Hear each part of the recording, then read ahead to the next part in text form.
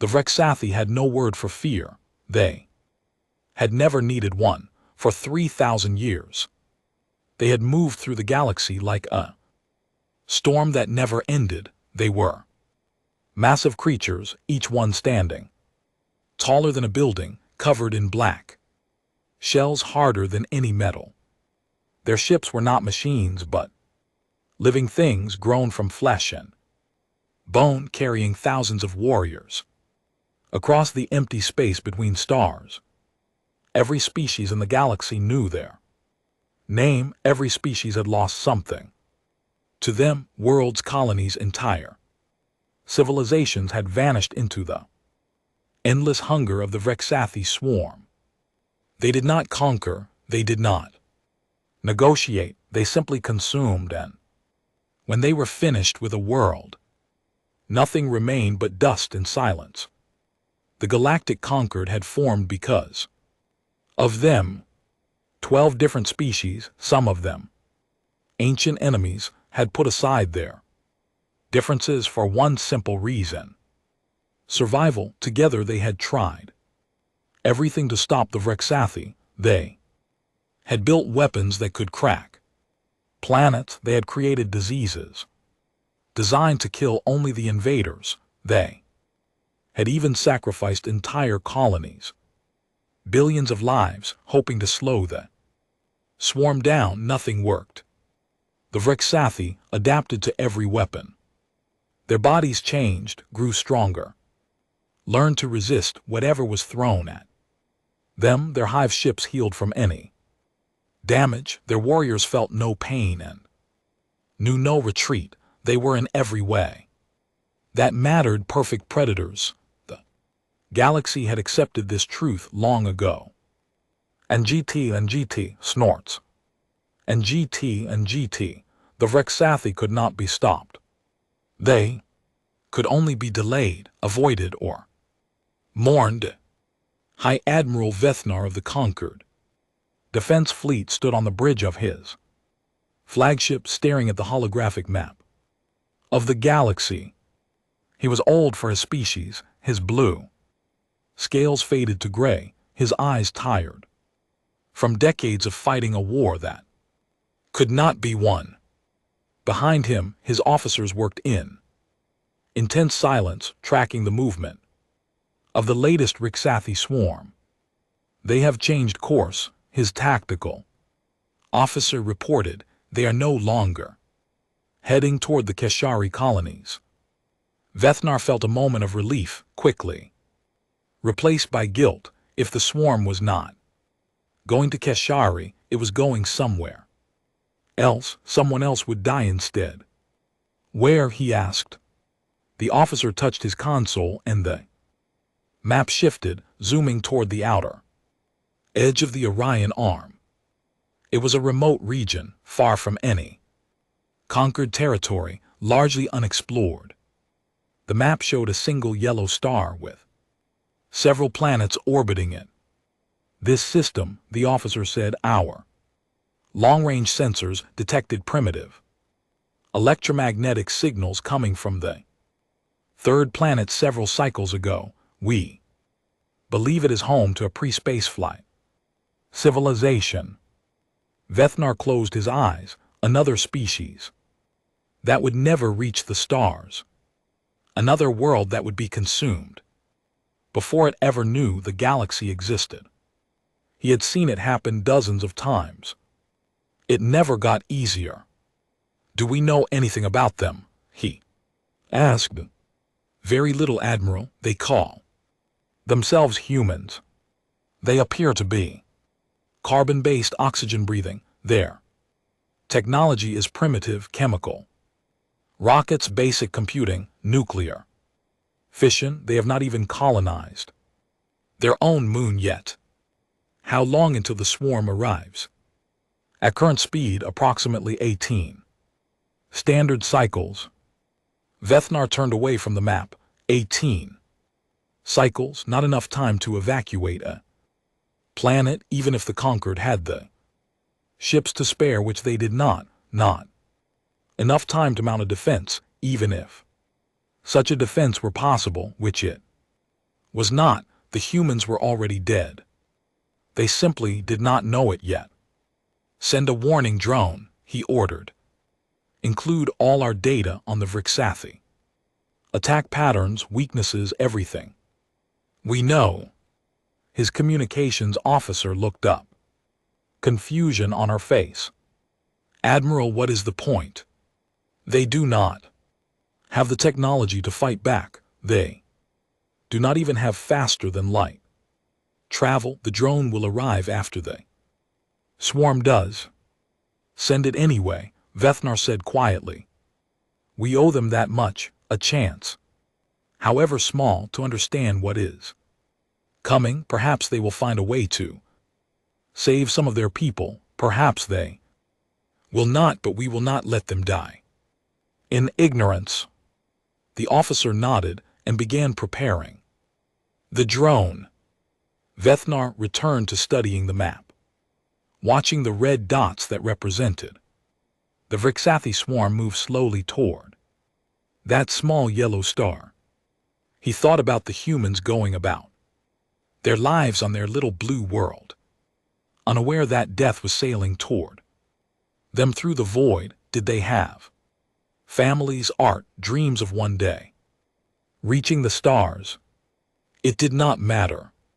Now, the Vrixathi did not care about such things. They cared only about feeding. Admiral, another their officer spoke up. Should we inform the council? They may wish to observe. It is rare to witness a first contact event with the Vrixathi, even if the outcome is certain. Vethnar shook his head. No, let the council focus on protecting our own worlds. There is nothing to be gained from watching another species die. He walked to the viewing window and stared out at the stars. Somewhere out there, far beyond his eyes, could see a primitive species was living its last days of peace. They were probably looking up at their own night sky, wondering if they were alone in the universe. Soon they would have their answer, and they would learn what every other species had learned before them. The universe was not empty, it was hungry.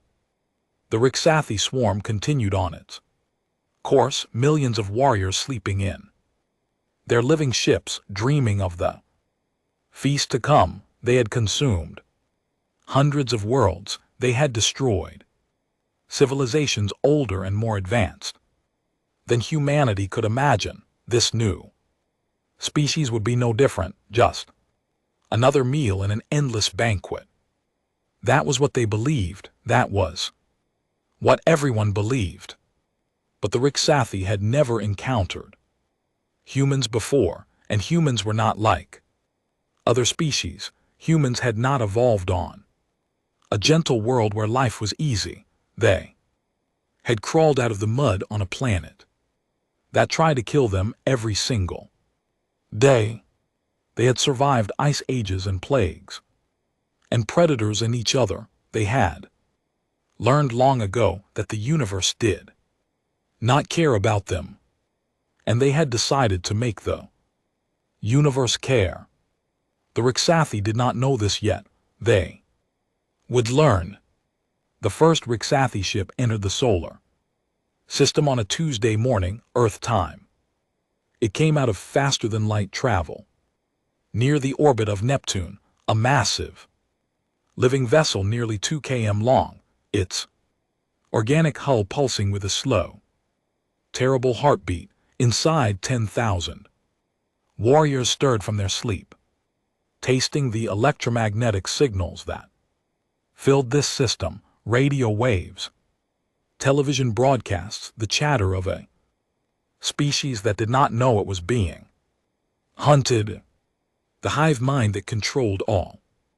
Vrixathi reached out and touched this new place with its thoughts. It felt the warmth of the yellow star, the cold silence of the outer planets, and there, on the third world from the sun, the delicious presence of billions of living things. The mind was ancient beyond measure. Consciousness built from trillions of connected Vrixethi spanning thousands of years. It had consumed more species than it could count. It knew exactly how this would unfold. First would come the fear. The prey would detect the approaching ship and panic. They would send desperate messages into space begging for help. That would never arrive. Then would come the futile resistance, the pathetic weapons that could not scratch Vrixethi armor, and finally the harvest, the sweet, endless feeding that made existence worthwhile. But something strange happened. The humans detected the ship, as expected. They aimed their primitive telescopes and radio dishes at the massive vessel approaching their world, and then, instead of fear, instead of panic, they sent a message. Attention, unidentified vessel, this is Earth. We request a meeting to discuss your intentions. Please respond on this frequency. The hive mind found this amusing. Prey did not request meetings. Prey ran or prey died. Still, curiosity was a rare thing for the Vrixethi. They had seen every possible response to their arrival. Over 3,000 years, begging, fighting, hiding, surrendering, never had anyone asked to talk. The hive mind sent a single dreadnought toward the third planet. It was not the largest ship in the swarm, but it was more than enough. Its warriors would land, secure the major population centers, and begin the harvest. The rest of the swarm would arrive later to finish the job. The dreadnought crossed the orbit of Mars. Then something unexpected happened. It stopped transmitting. Its connection to the hive mind simply vanished like a candle being blown out. One moment it was there, alive, sending back images of the blue planet growing larger. The next moment, silence. The hive mind felt the loss like a small wound. 10,000 warriors gone. The dreadnought itself destroyed. This was unusual. Primitive species did not destroy Vrixethi dreadnoughts. They did not have the weapons. They did not have the knowledge. It should not be possible. A second dreadnought was sent. This time, with orders to be careful, to observe before attacking. It crossed the orbit of Mars and began scanning the third planet with all its sensors. The humans had changed in the short time since the first dreadnought's destruction. There were new structures in orbit around their world, rough and ugly things bristling with weapons. Their communications had shifted from the casual chatter of civilians to the clipped, precise language of military coordination. The entire planet seemed to be mobilizing. The second dreadnought moved closer, preparing to test these new defenses. That was when the humans attacked. The weapons they used were unlike anything the Vrixethi had encountered. Missiles that moved faster than the dreadnought systems could track, energy beams that burned through organic armor like fire through paper, and then, strangest of all, smaller ships that flew directly at the dreadnought and crashed into it on purpose, their pilots making no attempt to escape. The dreadnought tried to retreat, tried to heal, tried to adapt, but the humans gave it no time. They swarmed over it like insects, cutting, burning, destroying. In less than an hour, the second dreadnought was dead. Now the hive mind felt something it had not felt in millennia, not fear, not yet, but attention, real attention. This prey was different. This prey was dangerous. A full battle cluster of 18 vessels was assembled and sent toward the third planet. These were not simple Dreadnoughts but warships. Vessels designed to crack open the defenses of advanced civilizations. They had destroyed entire fleets before. They had burned worlds to ash. 18 of them together represented more firepower than most species could produce in a century. The battle cluster arrived at the edge of the human system and began its approach. The humans once again sent a message. This time it was not a request for negotiation. We see you. We know what you are. We have remains of your ships. We understand your biology, your tactics, your weaknesses. This is your only warning. Leave now and you will be allowed to live. Stay and you will all die. The hive mind dismissed this as the empty boasting of desperate prey. The battle cluster continued its advance. 3 days later, a single ship limped out of the human system. It was barely alive, its organic hull torn open, its warriors dead or dying. It carried a recording of what had happened. The humans had not waited to be attacked. They had come out to meet the battle cluster in the darkness between planets, in the cold, empty space where the Vrixathi should have had every advantage, and they had fought with a ferocity that the hive mind had never seen before. They did not retreat when wounded. They did not surrender when outnumbered. They threw themselves at Vrixathi ships with weapons and teeth and bare hands, dying by the thousands but killing as they died. The recording showed human pilots flying damaged ships into Vrixathi engines. It showed human soldiers in primitive spacesuits cutting through organic hulls with tools meant for construction. It showed scientists in orbital stations calmly analyzing captured Vrixathi tissue and broadcasting weaknesses to the attacking fleet in real time. In the end, 17 of 18 Vrixathi vessels were destroyed. The humans lost many ships and many lives, but they did not lose their planet, and the message they sent with the surviving ship was simple and clear. Leave now. This is your only warning.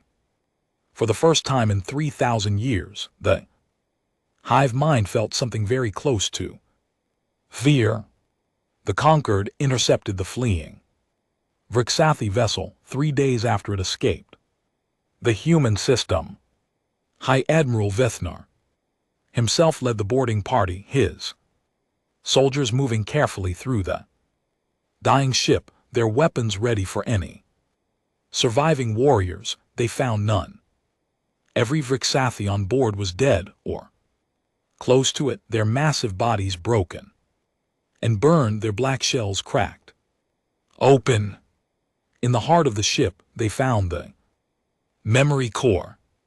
It was a strange thing, half machine and half living tissue, pulsing weakly as it clung to the last of its power. Conquered scientists had learned long ago how to extract information from these cores. It was one of the few advantages they had gained in their endless war with the Vrixathi. What they found inside changed everything. Vethnar stood in the conference chamber of his flagship, surrounded by holographic projections of the other conquered leaders. Each screen showed a different species, each face showing the same expression of disbelief. They had all watched the recordings from the memory core. They had all seen what the humans had done. This is impossible, said the Valari representative, her voice trembling. No primitive species has ever defeated a Vrixathi attack. No advanced species has ever destroyed a full battle cluster. These humans should be dead. And yet they are not, Vethnar replied. They are very much alive, and they are asking questions. He gestured, and a new recording played. It showed a human female in a military uniform speaking calmly into a camera. Behind her, through a window, the wreckage of Vriksathi ships could be seen, floating in orbit around the blue planet. To whoever receives this message, human said, "We know you sent a warning. Drone, we decoded it. We understand that.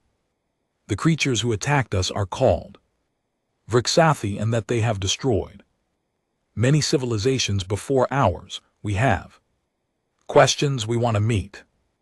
The recording ended. Silence filled the conference chamber. How did they decode our language so quickly? Someone asked. The drone was designed for a species that had never encountered alien communication before. It should have taken them years. We do not know, Vethnar admitted. We do not understand much about these humans, but I have spent the past 3 days studying everything we can learn from the Vriksathi memory core, and I believe I'm beginning to understand why they survived. He brought up new images, data compiled from both the memory core and the Concord's own observations of Earth. The other leaders leaned forward, watching. The humans evolved on a world that should not produce intelligent life. Vethnar explained, their planet is geologically active constantly, reshaping itself through earthquakes and volcanic eruptions. Their climate shifts dramatically, creating ice ages that cover entire continents. They share their world with millions of other species, many of them predators, all of them competing for the same resources. He showed images of Earth's history, volcanic eruptions that darken the sky, asteroids striking the surface, ice sheets covering half the planet, humans, small and weak, surviving through it all. Most intelligent species evolve on stable worlds, Vethnar continued. Worlds where the climate is gentle and resources are plentiful. They develop technology slowly, peacefully. Millions of years. They never learn to fight because they never need to. He paused, letting the implications sink in. Humans are different. They evolved on a world that was trying to kill them. They survived by learning to fight, not just other species, not just their environment, each other. New images appeared, human history compressed into a few terrible minutes. Armies marching across continents, cities burning, weapons growing more powerful with each generation, from stone axes to nuclear bombs, war after war, an endless cycle of violence stretching back to the beginning of their civilization. They have been at war with themselves for their entire existence, Vethnar said. They have developed weapons and tactics and strategies that no peaceful species would ever imagine. They have turned killing into a science, and when the Raksathi arrived, they did what they have always done. They fought. The Valari representative shook her head. Slowly, this is disturbing. You are describing a species of predators, monsters. No, Vethnar replied, I am describing survivors. There is a difference. He brought up one final set of images. These showed humans not at war, but at peace, building cities, creating art, caring for their children, reaching out to the stars with hope rather than hunger. The humans are capable of great violence, Vethnar said, but they are also capable of great compassion. They fight, not because they enjoy it, but because they had no choice. Their world gave them no choice, and now facing the Vriksathi, they have proven that the same qualities that made them dangerous to each other also make them dangerous to anything that threatens them. The Keshari representative spoke up. His voice thoughtful. You said they are asking questions. They want to meet. What do we do? Vethna took a deep breath. We answer them. We meet them. We show them they are not alone in this galaxy, and we hope for all our sakes that they decide to be our friends rather than our enemies. And if the Vrexathi attack again? Someone asked. Vethna allowed himself a small, tired smile. Then we stay out of the way and let the humans handle it, because I have seen what they can do, and I would rather have them fighting beside us than against us. The conference ended. The conquered leaders returned to their own ships, their own worlds, their own fears and hopes, and in the darkness between stars a message was sent to the small blue planet at the edge of the Orion arm. The humans were about to learn that they were not alone, and the galaxy was about to learn that the rules had changed forever. The hive mind made its decision in the cold darkness between galaxies. It had spent weeks processing what had happened, analyzing every piece of data from the destroyed battle cluster, trying to understand how a primitive species had done the impossible. In the end, understanding did not matter. Only one thing mattered now. The humans had hurt the Vrexathi. They had killed warriors by the thousands. They had destroyed ships that had survived for centuries. They had sent a message of defiance to a species that had never been defied. This could not stand. For the first time in over 1,000 years, the hive mind called the Great Gathering. Every Vrexathi ship, every warrior, every resource scattered across 100 systems began moving toward a single point. It would take months for them all to arrive, but when they did, the fleet would be larger than anything the galaxy had seen. 1,000,000 warriors, hundreds of hive ships, enough force to crack planets and burn stars. The humans would die, every single one of them. Their world would be stripped to bare rock. Their name would be forgotten. This was the price of defiance. The conquered watched this gathering with growing horror. Their spies and sensors tracked the Vrexathi fleet as it assembled, ship after ship, joining the swarm until it filled entire star systems with its mass. They sent warnings to Earth, desperate messages urging the humans to evacuate, to scatter, to run while they still could. The humans did not run. General Sarah Chen stood in the command center, buried deep beneath a mountain, surrounded by screens showing the approaching enemy fleet. She was a small woman with gray hair and calm eyes, and she had spent her entire career preparing for war she hoped would never come. Now the greatest war in human history was sailing toward her planet, and she felt something she had not expected to feel: excitement. They are coming, she said to the room full of officers and scientists, all of them, every Vrexathi in the galaxy, gathered into one fleet. They want to destroy us. They want to make an example of us. She smiled, and it was not a kind smile. They are giving us exactly what we wanted. The humans had not been idle during the months of waiting. They had studied every piece of Vrexathi technology. They captured, learned every weakness, developed every possible weapon.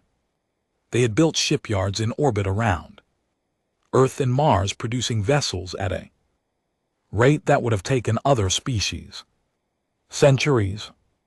They had trained soldiers and pilots and scientists, turning their entire civilization into a machine of war.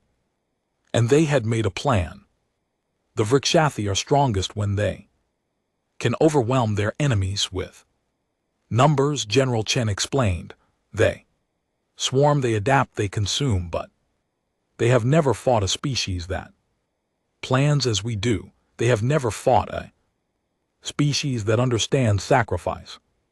The plan was simple in concept and terrifying in execution. The humans would not wait for the Vrikshathi to reach Earth. They would meet them in the outer solar system, in the cold darkness, beyond Neptune, where there were no civilians to protect and no cities to defend. They would fight there in the empty void, and they would not stop fighting until either they or the Vrikshathi were destroyed. The fleet launched 3 weeks before the Vrikshathi arrived, 2,000 ships, the largest force humanity had ever assembled, carrying 500,000 soldiers and crew. They were not beautiful ships like the elegant vessels of the conquered. They were ugly, brutal things, all armor and weapons built by a species that understood war on a level that peaceful civilizations could not imagine. Admiral James Okonkwo commanded the fleet from the bridge of the carrier Defiance.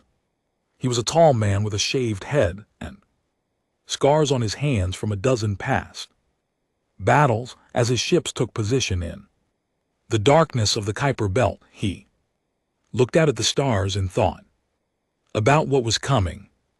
The Vrikshathi outnumbered his fleet 500 to 1. They had ships that could heal from any damage, warriors that felt no fear, a hive mind that coordinated millions of soldiers as a single perfect organism. By any reasonable calculation, the humans should lose. They should be destroyed utterly, just as every other species the Vrikshathi had faced. But Admiral Okonkwo did not believe in reasonable calculations. He believed in humanity. He believed in the stubborn, irrational, magnificent refusal of his species to accept defeat, no matter the odds. All ships, he said into his communicator, this is Admiral Okonkwo. In a few hours we will engage the largest enemy force in the history of our species. Many of us will not survive. I will not lie to you about that, but I want you to remember something. He paused, looking at the stars. We are humanity. We have survived ice ages and plagues and wars that should have destroyed us. We have climbed out of the mud and reached for the stars. We do not surrender. We do not give up, and we do not lose. The fleet waited in the darkness. The Vrikshathi swarm drew closer, and then in the cold, empty space at the edge of the solar system, the Battle of the Kuiper Belt began. It lasted 9 days. The fighting was constant, brutal, and merciless. Human ships dove into Vrikshathi formation, weapons blazing, pilots screaming defiance as they died. Vrikshathi warriors swarmed over human vessels, only to be met by soldiers who fought with knives and fists and teeth when their guns ran empty. Hive ships the size of mountains were brought down by coordinated strikes, their organic hulls burning in the vacuum. And through it all the humans did something the Vrikshathi had never experienced. They adapted faster. Every tactic the hive mind tried, the humans countered within hours. Every weakness they exploited, the humans covered. They were not fighting with blind courage. They were fighting with intelligence, creativity, and a terrifying willingness to sacrifice everything for victory. On the 9th day, the last Vrikshathi hive ship tried to flee. Human vessels surrounded it, cut off its escape, and tore it apart piece by piece. When the battle ended, the Vrikshathi swarm was destroyed, not defeated, not driven back, destroyed. 1,000,000 warriors Hundreds of ships, the largest gathering of Vrikath in history, reduced to wreckage floating in the darkness. The humans had lost half their fleet and 250,000 soldiers. They mourned their dead, they honored their fallen, and then they began hunting the survivors. 1 year after the Battle of the Kuiper Belt, Ambassador Elena Vasquez stood in the Great Hall of the Galactic Concord. The chamber was enormous, built to accommodate species of every size and shape. Its walls decorated with the symbols of 12 civilizations that had stood together against the darkness for thousands of years. Today those 12 civilizations were gathered to witness something unprecedented. A 13th species was asking to join. Elena was a small woman, barely reaching the waist of the smallest Concord representative. Her hair was dark, streaked with gray from the stress of the past year. Her eyes were tired but sharp, taking in every detail of the chamber, every face, every expression. She had been a diplomat before the Vriksathi came, skilled at reading people and situations. She would need all of that skill today. Representatives of the Galactic Concord, she began, her voice calm and steady. I am here on behalf of humanity to request membership in your alliance. We have proven ourselves in battle. We have demonstrated our commitment to the defense of this galaxy. We ask only for the chance to stand beside you as equals. High Admiral Vethnar, now the acting leader of the Concord Council, leaned forward in his seat. His scales had grown even grayer in the past year, the weight of everything he had witnessed pressing down on him. Ambassador Vasquez, he said, before we discuss membership, we must address the matter that concerns many of us. What have you done with the Vriksathi survivors? A murmur ran through the chamber. This was the question everyone had been afraid to ask. After the Battle of the Kuiper Belt, the humans had not stopped fighting. They had tracked down every remaining Vriksathi ship, every hidden colony, every scattered remnant of the once mighty swarm. The Concord had expected them to finish what they started, to wipe out the Vriksathi completely and remove the threat forever. But that was not what happened. Elena nodded slowly as if she had expected this question. We have corralled the survivors into a single system approximately 40 light years from Earth. We have removed their ability to build hive ships. We have cut off their connection to the hive mind, leaving each individual to think for itself, and we have offered them a choice. A choice, the Valari representative sounded shocked. You gave them a choice. These creatures have destroyed hundreds of civilizations. They have murdered trillions of sentient beings. They deserve extinction. Perhaps Elena agreed, but we decided that was not our decision to make. She gestured, and a holographic image appeared in the center of the chamber. It showed a barren world, rocky and cold, orbiting a dim red star. On its surface, structures had been built, primitive shelters made from salvaged ship materials, and moving between those shelters, small figures could be seen, Vriksathi but different. Smaller, quieter, changed. Without the hive mind, they are not the same creatures that attacked our world. Elena explained, they are individuals, now capable of independent thought, independent choice. Many of them are confused, some are angry, but some are beginning to understand what they did and why it was wrong. We believe they deserve the chance to become something Better.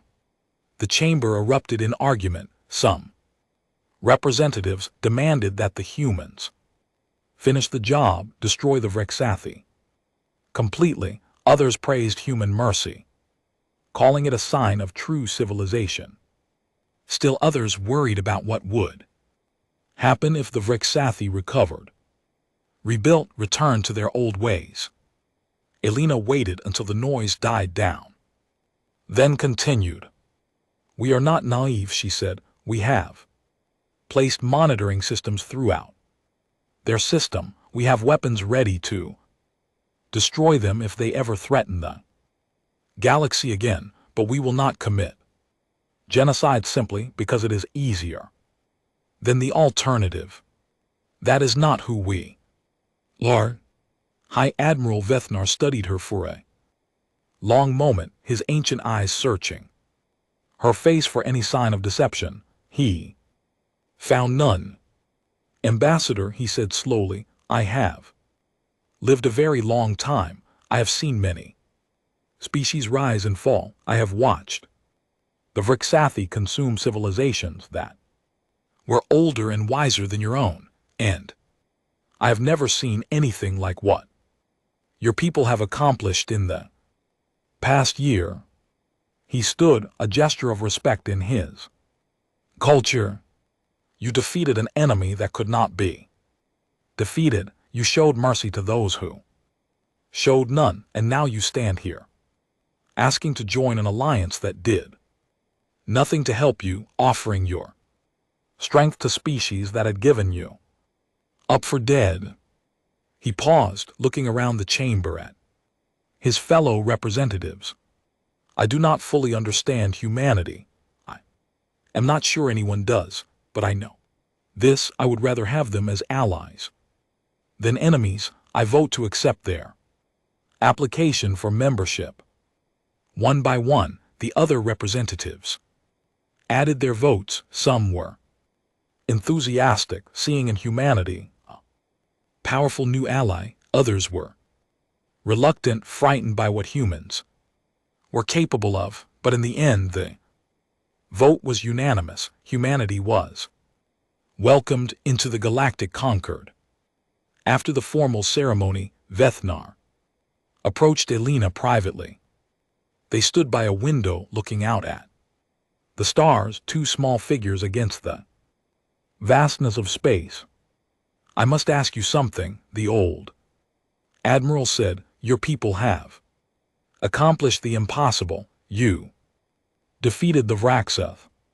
You could have conquered this entire region of space if you wished. Why join our alliance? Why share power when you could simply take it? Elena smiled, a strange expression that Vethnar was still learning to read. Because that is not why we came to the stars. We did not climb out of our gravity well to become conquerors. We came because we were curious, because we wanted to meet our neighbors, because we have spent our entire history alone, and we are tired of being alone. She looked out at the stars, her expression thoughtful. We spent our whole history being afraid of the dark, she said quietly, afraid of what might be hiding in it, and then the Vraxath came, and we learned what was actually out there, and you know what we realized. Vethnar waited.